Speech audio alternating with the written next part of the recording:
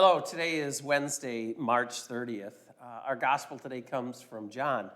And Jesus says in verse 19, "Truly, truly, I say to you, the Son can do nothing of his own accord, but only what he sees the Father doing.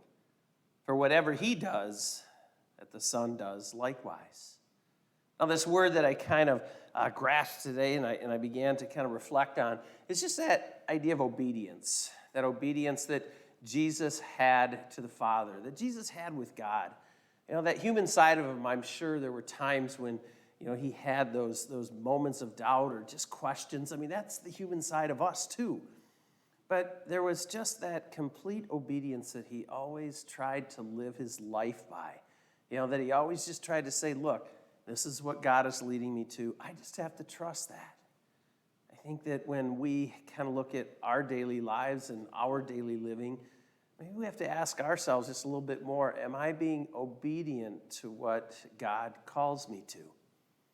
I know sometimes, like I said, it's not easy because we want to do our own thing. We want to follow our own interest. But I can tell you that, in this season of Lent and our journey to Easter, our challenge should be becoming just a little bit more obedient to what God asks of us. Just to follow him and to do what he needs us to do. Whatever that may be. We listen to this word all the time, that comes from, our God. And he's always just telling us, look, this is what I need you to do. We need to follow Jesus' example. We need to follow how Jesus was obedient to his Father. And we also need to experience that same obedience.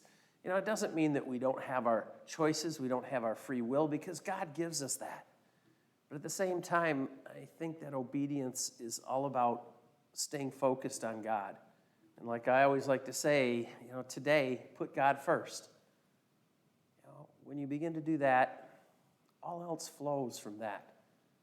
So try just a little bit harder today to be a little bit more obedient, just like Jesus was obedient to the Father. And see where that leads you. See where that takes you. It'll be an amazing life if you do.